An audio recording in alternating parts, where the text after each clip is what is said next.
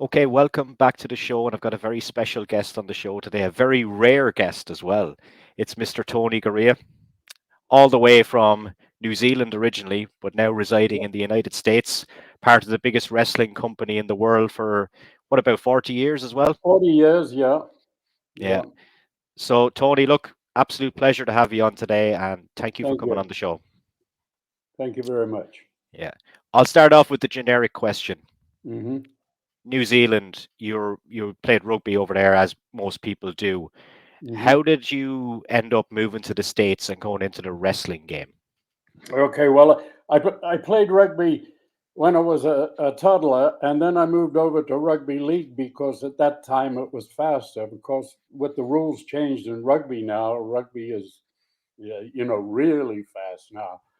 So anyway, and then a couple of guys that played in the same club as I did, they wrestled. And they asked me if I would be interested in wrestling because I started working out with weights.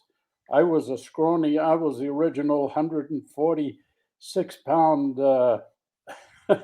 guy that got sand kicked in his face. So I Yeah, started working out, and I gained a few pounds. I gained about 40 pounds. So I was up around 190 pounds, and that's when I joined the club. But I had a bit of a body on me, and that was all a no-no back then. It's funny how things turn around. Oh, you can't lift weights, you get muscle bound, you won't be able to run, you can't do this, you can't do that. Christ, it used to take about four guys to bring me down, and I was under 200 pounds. So they asked me if I wanted to wrestle. I said, sure. Of course, the big question was, how much can I make? Well, yeah. God, on an opening match, you could make $11, you know. And I thought, oh well, that'll help because my wage, I was a truck driver at the time, and it was only about $40 a week, as I remember.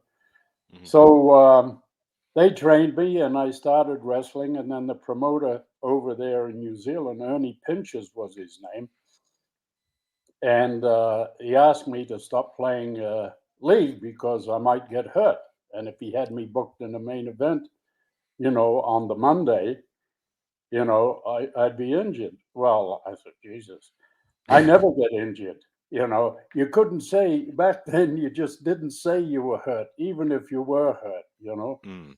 So then he didn't book me. And then he called me about a year later, and I hadn't wrestled. And he asked me if I'd like to go to Australia for 10 days. So I said, sure. And the pay was 250 a week, I think. Or Mhm. maybe it was 250 for the 10 days. But anyway, that was a good chunk of change back then. And then the promoter there, he asked me if I'd like to stay on. So long story short, I think I stayed 8 weeks. And then I came back, and then he said, I'd like you to come back. So he called me back about 3 months later, and I wrestled there for about 12 weeks. And then while I was there, he asked me if I would like to come to the States. Now, I'd heard he'd asked some of the local guys in Australia if you'd like, the same thing. Would you like to go to the States? Yeah. And they didn't give him an answer. And he never asked them again. So when he asked me, I was ready for it. And I said, sure. Now, I'm from New Zealand. I don't have a pot to pee in. I have nothing. Yeah. But I managed to save some money while I was wrestling in Australia, and that was enough to buy me a round trip ticket. But I was short about $500, Right. so I went for a loan on my car. You'll know about this. I had a '64 Zephyr 6, Okay. and it was worth about $1,200 at the time. This was about 19. Well, it must have been 1971. And they denied me. I said, "Oh my God, I'm going to Australia. I'm going to New Zealand. Where the States, and I'm going to make $500 a week, and all I want to do is borrow 500." So anyway, they lent it to me, If they hadn't have lent it to me, I couldn't have gone because I couldn't afford the round trip ticket. It was like, I think, $1,200 at that time.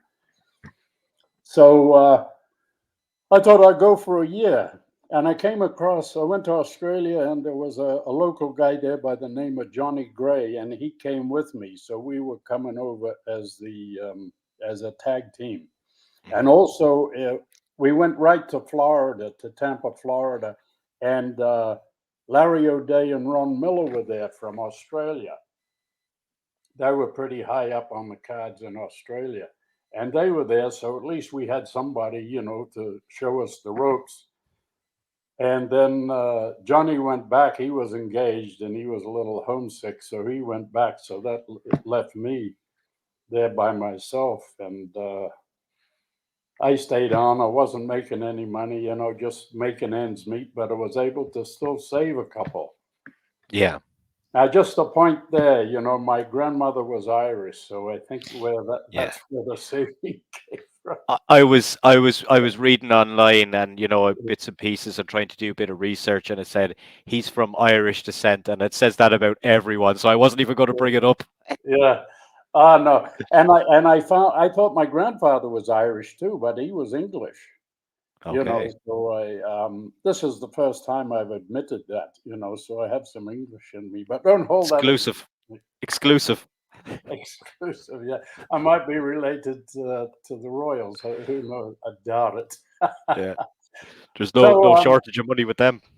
yeah, so that left me stuck there, and then there was a wrestler by the name of Tony Marino. I met him in New Zealand at one time, and I told him I was coming over to the States. And then while I was in Florida, he came down on vacation, and he wrestled a couple of bouts down there. And he said, "How you doing?" I said, "Oh, not that great." He said, "Well, why don't you give the promoter in Buffalo a call?" And I didn't know what the right procedure Things to was. do. If you Yeah, because we had territories at that time, and how do you go there? And so I talked to Eddie Graham. He was the promoter in Florida, and I mentioned about Buffalo, New York. He says, "Oh no, you don't want to go there." He said, "Let me give Vince McMahon a call, senior."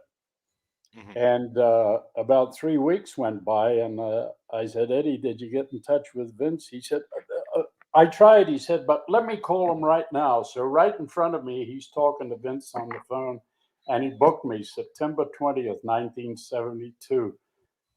I went to Philadelphia for my first television match. That's what Vince did. He brought you in. You had 6 weeks of television. So then when you went to the live events, the people knew who you were. But yeah, they also knew me from Florida because the tapes in Florida played in certain parts of New England. So that basically my start. And then my 1 year came, and I renewed my visa. So, and you haven't looked back since. oh, geez, it's kind of strange, that if you told me this was going to happen, I'd say you were nuts. Yeah. That's Do you ever get to go home? Do you ever get to go home much to New Zealand? I was going home until this pandemic stuff hit. I was going home every year because I have a brother and sister there. I have nieces, nephews. I have first cousins and second cousins, and there's quite a bunch of us back there. So, it was nice to go see them. But after this pandemic thing with it closing down, opens up, and then it closes. Yeah. hmm But I'll get back again Yeah, and it was because very we're not strict getting over. any younger. Actually, Yeah. my sister's having a birthday today back there. Happy birthday to Well, her. the 7th back there now, December Yeah. 7th. Yeah. And it was very kind of strict in New Zealand and Australia, wasn't it? Because we had kind of Mm. strict restrictions here in Ireland, but I think Australia and New Zealand were probably some of Oh, the yeah. strictest measures in the world. Well, everything was going as norm one morning, about 11:30 in the morning, and then they got a couple of COVID pluses, and they closed everything down, and Auckland was like a ghost town. and then the big grocery stores, I think is New World and Countdown in New Zealand. Mhm. Um, they were all closed. They closed them all down. And then if you went shopping, you couldn't go as a family.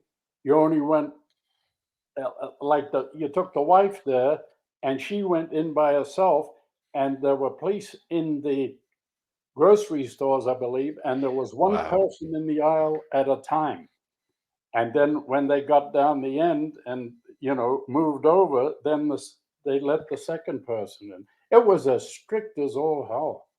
Yeah. But and now they're still getting it.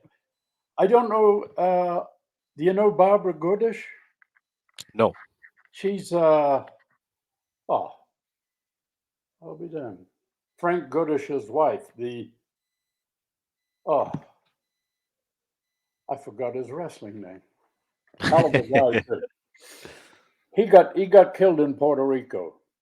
Oh, So her anyway. The reason I brought it up, I'm friends with her, and we stay in touch. We'll see each other every month probably. She lives about 70 miles from me, so we'll go up there and have have a few drinks with her and a partner, and they'll yeah, come down here. They were here in Cape Canaveral last week, yeah. and Bruiser Brody, that's who I'm Oh, talking about. Bruiser Brody. Yeah. Yeah.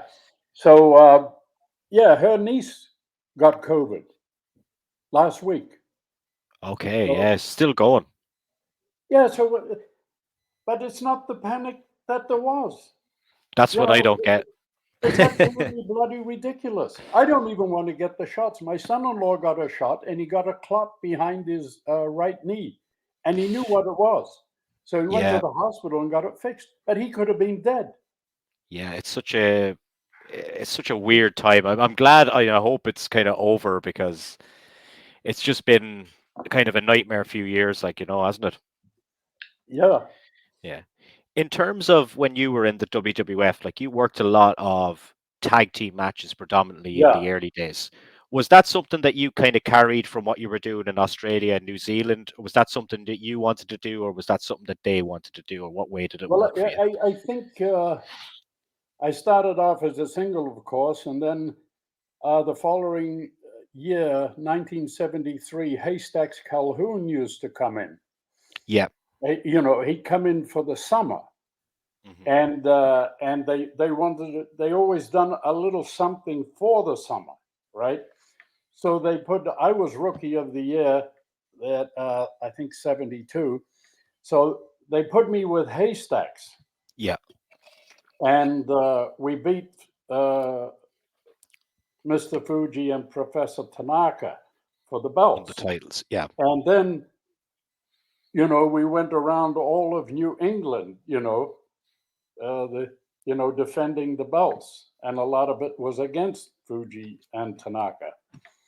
And I think, we were drawing some people. And I think Vince McMahon Sr., seen that. And then when Haystacks left, they brought in Dean Ho, which was who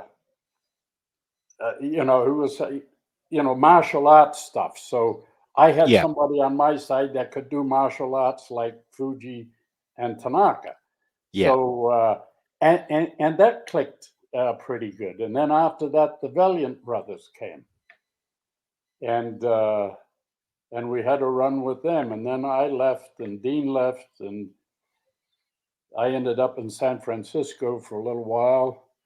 I went to Georgia for about 6 months, and that didn't work out. I went to San Francisco and was just treading water there for a year, but it was a good learning experience for me. So it wasn't a wasted year. Yeah. And then came back to New York. How much did it mean back in the day? Because I don't know how it is now, but to actually hold titles backstage, like, did you get more respect from having those belts, or was it just another thing?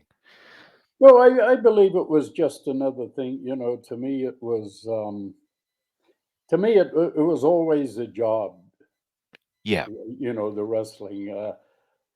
Some guys have had gimmicks and they live their gimmicks, and then they don't go anywhere. Then when they get out in the real world, it's like, well, what do I do?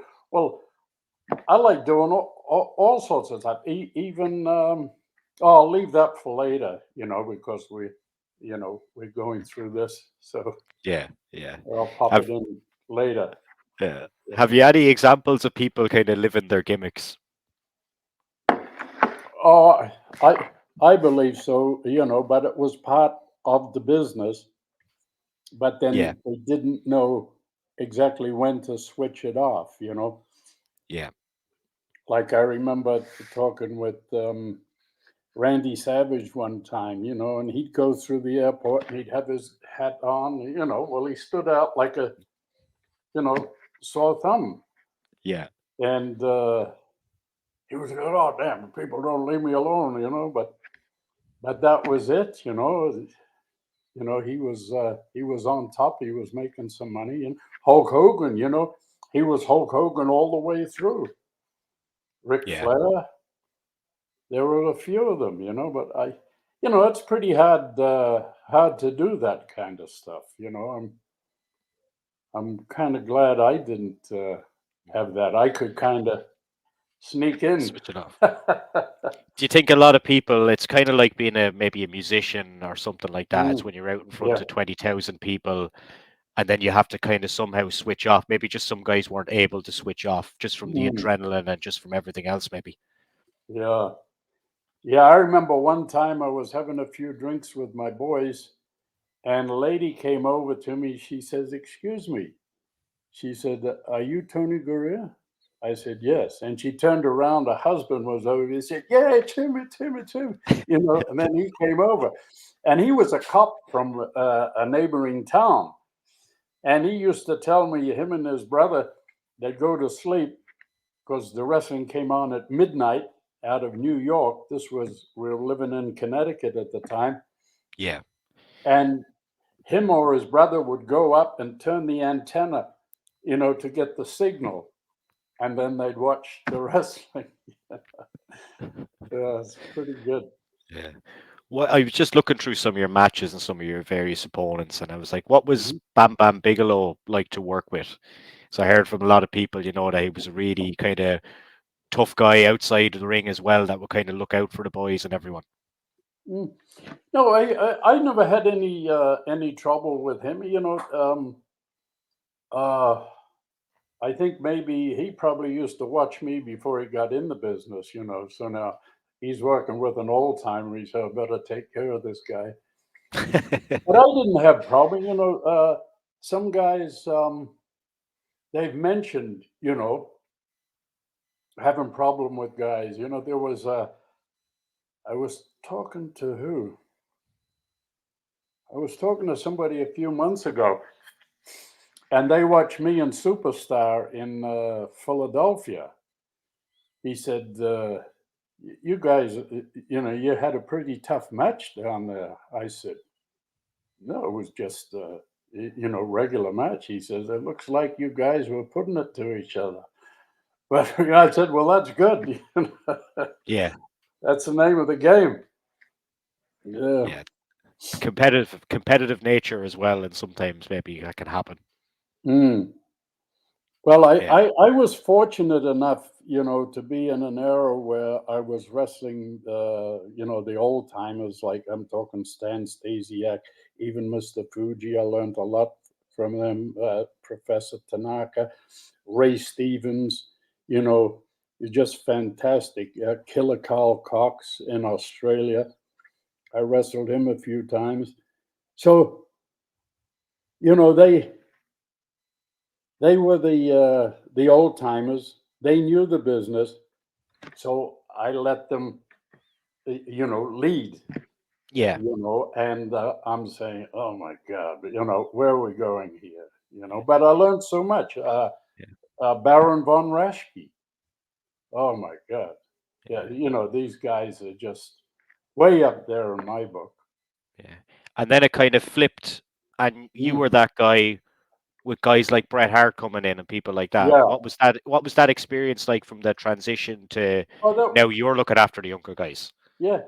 No, that was good if they would listen. Like Hmm. I had some guys.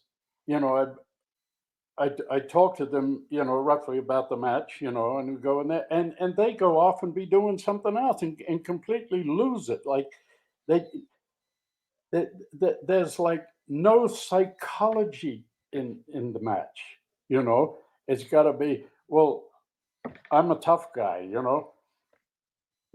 which you're a tough guy when you're on top. When you're beaten down a little bit, then you're cut, because I was always a face, so these heels. Yeah. Ray Stevens, damn it, he beat me in the garden. I still remember this. And he was down. He had his arm, he had his head resting in his arm on the mat, you know. And I'm there, I'm just shaking my head, I'm disgusted with myself, you know. I'm showing the people I kicked the bottom rope, I hit the turnbuckle with my hand, you know, Broadway.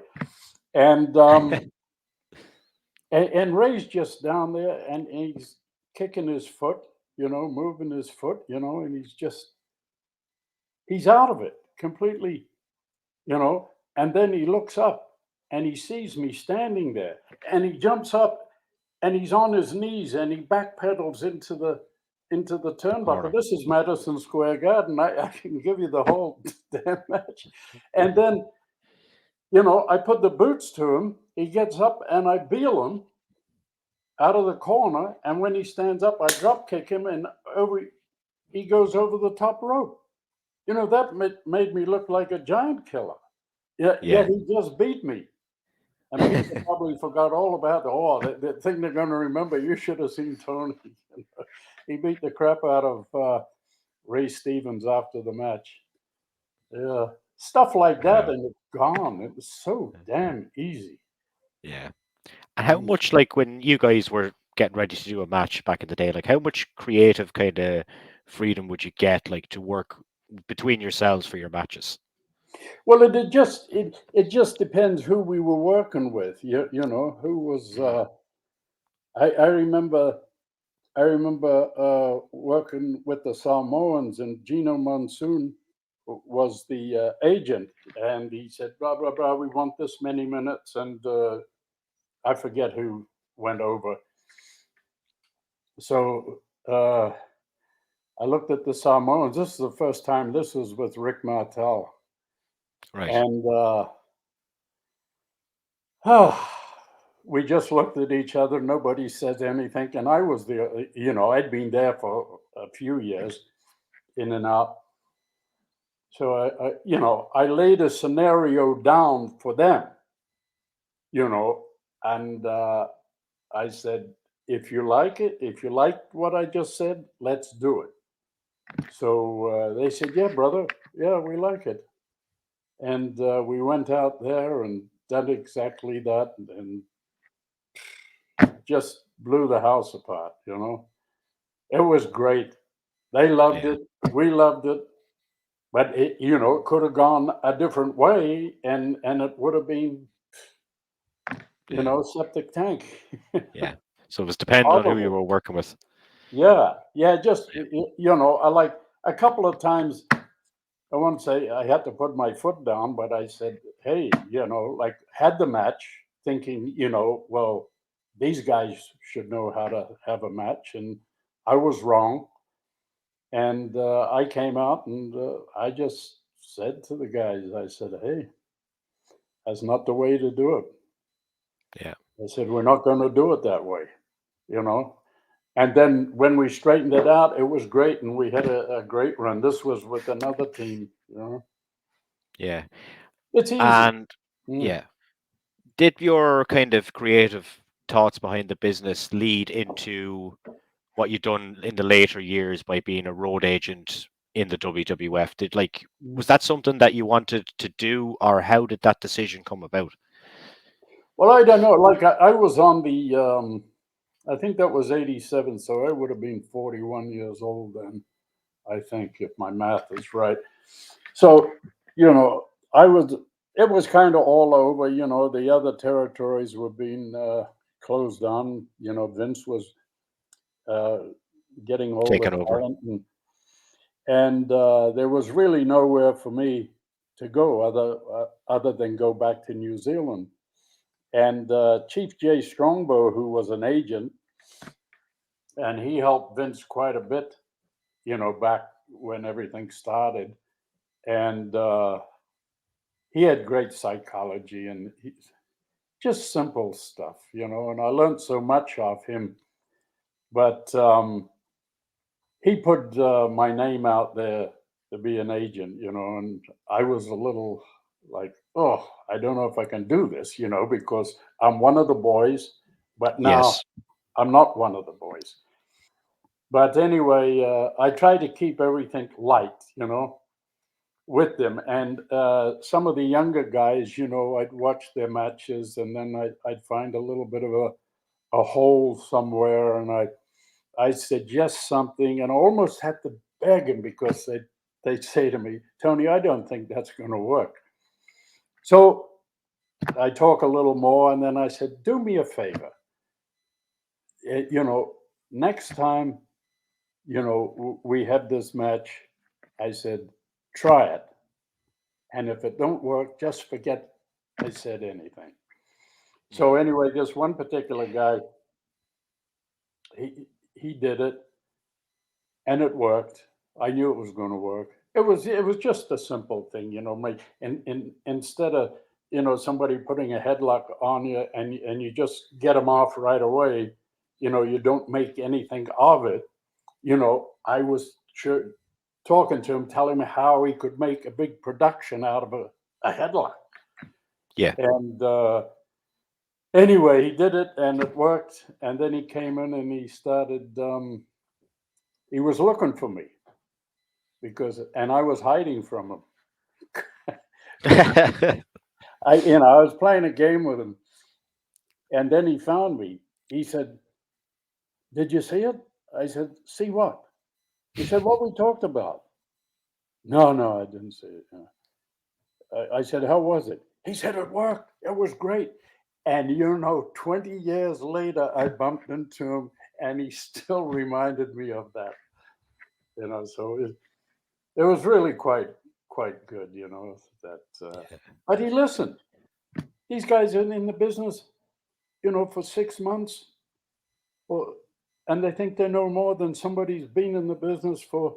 I don't know everything, Yeah. and I guarantee you, if I watch uh, matches, I still can learn something. Yeah. I'd say the business is kind of changed a lot in that regard to what it is Oh, these days, yeah. you know? I have a hard. I'll be honest. I have a hard job watching. You know, Yeah. um, the best talent I think that the WWE has is the Samoan boys. Pretty much all Hmm. of them. Yeah. Yeah, I'd The agree with that. timing is excellent. It's great, but I kind of call it a spot fest. Yeah, yeah. Well, Yeah, you wouldn't if you think that's a spot fest, you should check out AEW. yeah. That's a Oh, yeah. I think really I've seen a couple of those, and I'm kind of like why the heck are they, trying to outdo the WE? Well, if you can jump 3 feet, I can jump five. You know yeah, yeah, yeah. why? And I whether it worked or not, if you got a couple of guys in, no fancy bodies or anything, but good skills on the mic and skills in the ring, and just have maybe eight of those guys and a little bit old time, Yeah, old school. yeah, And I'm sure it'd take a while, but I'm sure it would get over. yeah. How full Slowly. on? It's just like Yeah. even I watch something, like I watch a rugby game. I watched a rugby game the other day in New Zealand and somebody. I think I think it was a little bit back, but it was like you want to see the underdog get a try. I mean, that's what I, Yes.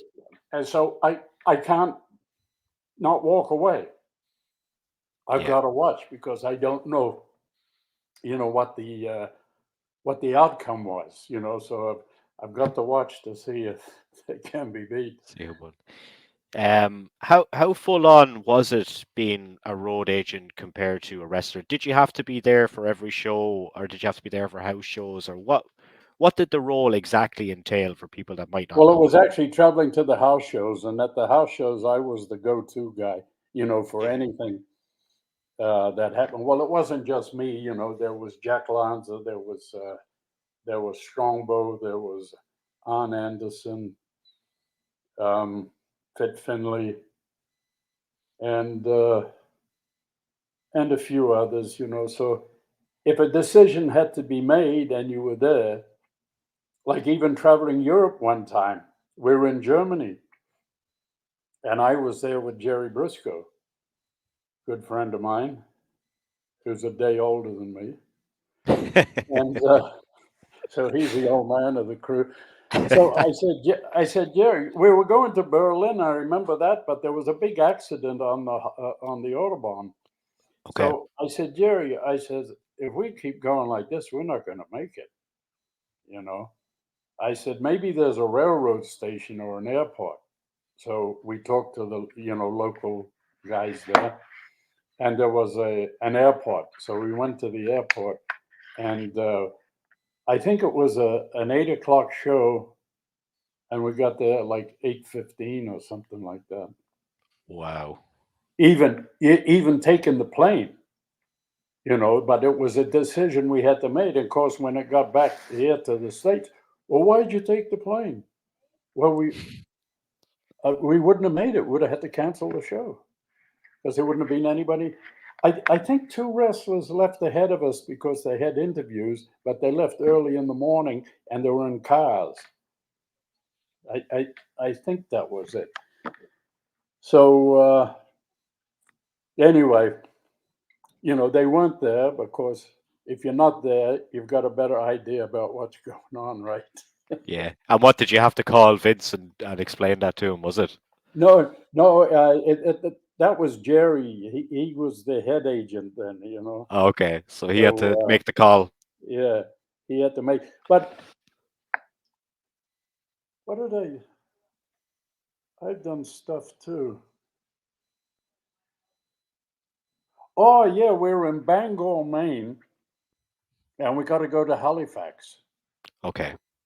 But we have to catch a plane from Bangor and go south to Boston and catch a plane there and fly to Halifax. Now there's a huge snowstorm in Boston, so the airport's closed.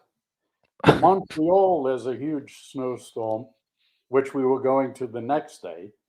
So anyway, I talked to I think it was Pat Patterson, and I said, Pat, we're stuck here in Bangor. It was beautiful. It was like I think 32, 31 degrees Fahrenheit. Yeah. Beautiful blue sky, just cold as hell. I said, but I called Northwest and I asked them to get a plane, to put on 27 wrestlers, average weight 270 pound with baggage, so they know what to get. Anyway, we end up getting two small planes and flying into Halifax. And then the next day, we just continued with our regular flight into Montreal. But Wow. that was a decision I had to make. So Yeah. Interesting. And you've done that right up until 2014. Is that correct? 2014 or 2013, yeah. Yeah. That's I, that's I a really long time. yeah. Well, I was. Let me see. I think it was 25 years as an agent, and I think 16 as a wrestler over here full time. But I had my first wrestling match in October, beginning of October in New Zealand in 1969. Do So you do go you ahead. think that do you think that by kind of bowing out of the competitive aspect of wrestling early-ish in your career that you kind of saved your body a little bit, or do you have any memories of maybe any bad? Have you ever picked up any bad injuries? And do you think you came out of it at the right time? Because you see a lot of guys now and they're in bad shape from wrestling, bad backs, bad knees. Like how's your health after all the years? Yeah, good. As a matter of fact, the worst I had was a pinched nerve in my neck, and I had the vertebrae twisted, and I've got no idea how I did it. I know I took a belly to back suplex in Japan, but that was that was a good few months um, after I took the belly to back, and that might have did it. I don't know, but I went to my doctor, who was a friend of mine, and he said I'm going to set an appointment up with a neurosurgeon. So I said okay. So I had to wait about 3 weeks, and I had this pain in the middle of my right shoulder blade, down my right tricep, down my forearm to my two fingers on my right hand, the Yeah, index finger and the middle finger. So, like these two fingers, yeah. virtual fingers. Those two. Yeah. So, he put me on muscle relaxers and pain pills. And that was about the last time I took any medication. Really? And, nothing happened. And I didn't know what was wrong with me. I had a tension thing around my neck, hanging off the door with about 10 pounds of water in a plastic bag. And I'd sit there for an hour every night. Didn't help. Finally, I called a chiropractor friend of mine that was in New Jersey, about 160 miles away. And I asked him if I could come down. He said, sure, come down after I close. So I drove down there and he x rayed me and he showed me what was going on. And then he stretched me, put me, on a flat bench with a harness around my neck. And it just, yeah, like this. So I went there for about 5 or 6 minutes, and then he cracked me like that, and the pain went away, but the damage was already done to the nerve. And I'm only about 98.75 healed after all this time. But that put me off medical doctors. It's like, Jesus Christ. You know, like, I mean, if you took an x ray, you could see something was wrong. Mhm. If I had gone to him, I wouldn't have had any injury. As a matter of fact, I was capable of doing 110-pound dumbbell presses in the gym. And when I went back, I said, let me start with 35 pounds. And my left hand went up, and my right hand never left my shoulder. Wow. I was like, holy Christ. I just didn't have any strength in it. Yeah, You've but kind of you've I got came it out of back. this unscathed. You've kind of came Yeah. out of this unscathed then, really. Mm. Yeah. But you talk about injuries and knee injuries and stuff. Never had any of that. I tweak a knee once in a while, but I just ice it down and wake up in the morning and forget about it, and it was okay. But I was walking down the street about 18, 19 months ago, and I looked over my left shoulder, and I sprained the ligaments in my left knee. I Wow. felt them go. All the rugby league I played, and Wrestling. tackles I took and wrestling and shit, nothing. And I thought it was a meniscus, which they go in there and they go click, click, click, and you come Yeah. back the next day, and they take the bandage off, and you go next week and they pull the stitches out, and you're right as rain. It took me 14 months to have it come uh, at about 95%. And I've been Wow. nursing it, and I go to the gym and do leg extensions and free squats, but I'm not as young as I used to be. I don't know if you noticed that. That's the part of life as well, you know. Yeah, Um, yeah, I know, but I got guys my age. Christ, they look way older than me. Yeah. It's like I heard the other day, the weather, the guy that invented the weather chill factor is 83, but he feels like he's 95. Just a couple of people I got to finish up this podcast on that you Hmm. might have stories or worked with over the years. Okay. Obviously one of them is the Undertaker. People Hmm. say ultimate professional, ultimate locker room leader, etc. Did you Hmm. find him much of a help when you were doing those roles, kind of backstage roles in the WWE? And did he kind of keep the ship together when he was there? Oh, yes, it definitely. If you'd done anything out of line, you'd have to answer to the Undertaker. You know what was great about him? He was having a he was having a match with Yokozuna, and I watched the whole thing, and then there was a little bit of a hiccup in part of the match, and it changed the rest of the match. And came backstage, and he was telling me this. There was a little hiccup there, Tony. He said, "Did you see it?" I said, "Yeah." He said, "Where was it?" He had no idea what it was. I said, "When you did this, and then you went there, you know, that's when it kind of mashed potatoes." So he Yeah, said, "Oh my God, yeah." So he changed that the next night and made the world a difference. But it was great, that he listened. It didn't say, "Well, what the hell?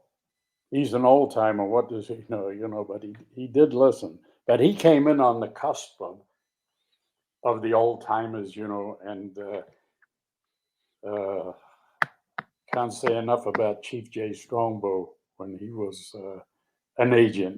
He helped a lot of guys. hmm Just the psychology of everything. yeah.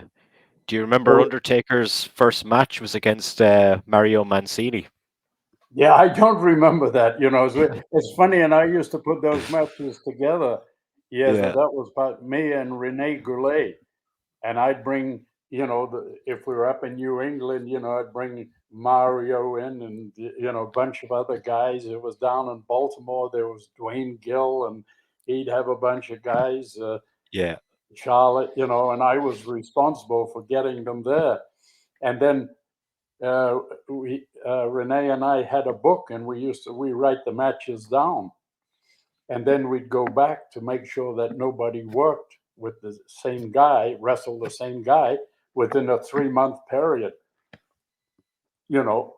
yeah, But some of those guys, like Dwayne Gill, you know, he was on TV more than the superstars.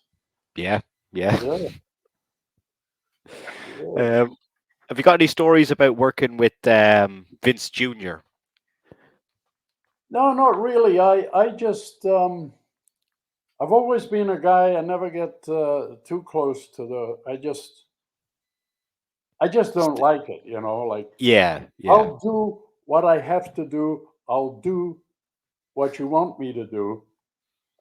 And I know one time, Vince, we were in the garden and we had all tag team matches, and we were watching the matches. He said, "Tony," he said, "why don't we have a singles match between the tag matches?" I said, "Vince, they're all tag matches." And he booked the bloody thing. That was kind of comical, but he's my birthday is about 4 weeks after his, but he's a year older than me, So him and and Gerald are he both called older. me once or twice, on my birthday. It was since I left too, so That's that's a nice pretty good. touch. Hey, I gotta give my All Blacks a little bit of a Bit of a hit, shout out. yeah, a bit of a shout out. Yeah. I had this made. I was reading a story, Tony, and we'll finish up on this one about Hmm. you going into the Hall of Fame. And Hmm. I was looking on a website earlier, and it's basically kind of a fan wrestling forum, and it goes through do you think X, Y, and Z should be in the Hall of Fame? And I seen on your one, 2,600 votes, and 99% of people say that you should be in the Hall of Fame. But I know I've heard a story. I've heard a story before about you missing a call or something like that. So do you Yeah. want to clarify what that is? And would you like to go into the Hall of Fame? Oh yeah, it would be very nice, As Spike Milligan said, it, it's about bloody time. But yeah, I think that call. They were doing a show in Buffalo, and I was in New Zealand at the time, so I wasn't getting calls. I Yeah. I got my phone over there. I used the phone, for over there. I don't have an international thing. I don't even know if they had it back then. But anyway, I got a message when I got back home. So I called in and I said, well, I was in New Zealand, but I think it was too late. So I just missed the call. And that must have been 7 or 8 years ago, maybe even more. I don't know. But then I was talking, they were trying to get my number. And as one of the office people I know, and we stay in touch, and they asked me if it's all right to give, the cell number. This was about a week ago, but Oh nobody's wow. calling me. So if they don't call soon, they're just going to miss out. You know, Yeah. I'll make, But I'll make my own Hall of Fame. it's December now. The wheels are going to start moving soon. So who Yeah, knows? Who yeah. knows? We might see you in there maybe next year. That'd be cool. Well, before I die. You've got miles on the clock Yeah, from well, being an agent. yeah, I tell you though, but a lot of my buddies, even in New Zealand, I go back and I got to see. It's almost scary, as I say. If if Tony gives you a call and, and wants to come around and see you, don't do it because most of the people he sees have passed away after he visited them. But uh, that's life. Yeah, yeah. Who Is knows? the Even yeah. is the convention world something that you're involved in, Tony, or have you made any kind of appearances like that? Because it's such a huge thing over in the States now. What is that? The convention world, where these guys come in, do Oh yeah, yeah. autographs, pictures, that kind of thing. Yeah, yeah, it's pretty big here. I've been to a couple, but I'm down in Florida, and the price of air tickets, and for them to get people up there, and like there's a few guys, um, if I know about it, like, and it's up north, then I'll go up north because I have, my kids are up in Connecticut. I'm down in Florida, so I'll go up there and I'll kill two birds with one stone, and you know, Yeah. uh, but it's kind of nice. I went to one in Charlotte, and there was one guy. He came, oh, hey Tony, how are you? Good to see you. I hadn't a bloody clue who he was, but he lost about 60 pounds. That's why, you know. Wow. And then I figured it out, a little later on. But it's good to see some of the old timers because I don't stay in touch with a lot of guys. There's only 4 or 5 guys, and then the guy that we used to meet for a beer about 4 times a year, Timmy White, one of the referees, he Yes. passed away, Yeah. which was a big shock. I was like, holy Christ. Yeah. I was actually only talking to him maybe a couple of weeks beforehand because Tim Mm, was going to come on the show here, and he was going to mm, talk about the way he used to run an Irish bar and mm, things like that. We're going to talk about stuff like that because we weren't just going to dive into wrestling completely. yeah. But from the little exchanges I had with him, he seemed like a lovely guy. Oh, he was fantastic. And he didn't pull any punches. I seen Like, that from his Facebook posts. yeah. Yeah. It's like, all right, but him and I, we used to go at it. People thought we hated each other. But we'd do anything for each other. And then his little bar, up in Rhode Island that he had, him and Mike, his partner. Yeah. And I used to pop up there once in a while. And then me and my sons had a bar for a little while, and my daughter. And he came down there. you know. He was good, you know. Yeah. Bloody shame, you know. It's just like, Young man as well at the time. yeah, Yeah. yeah. And then, what's his name? Uh, Brian, is it Brian Hebner? Oh yeah, they died so close to each other. I think within like a Mm. week or something. Yeah, it was crazy. No, 2 days. 2 days, was that it? Yeah, Wow. I think 2 days, two referees. But no, not Brian. David. Dave. Dave. Yeah. Yeah, Brian is Earl's son. Yeah. But um, yeah, but Dave wasn't in good health. Tim was more Yeah, sudden, I think. yeah, Yeah. yeah. Yeah. So, Yeah. but according to the doctor, I'm in good health because I had my 3 yearly physical, which is a pain in the ass over here. So now I've got to have a physical every year because that's what the doctor says, whether I need it or not. You know, Well, it's it's I'll like I bloody I'll end it by saying that let's hope he clears you for April this year, and we'll see yeah. what happens. Yeah, well, I went to the doctor a few years ago. He says, Tony, he says, I give you 6 months to live. I says, well, what if I'm still alive in 6 months? He says, well, come back to me. I'll give you another 6 months. Brilliant, Tony. Pleasure to talk to you today. We'll leave Okay, it on that. A good old okay. joke. And this is water, Yeah. H2O. Yeah. Okay. Thanks, Tony. Okay. Bye.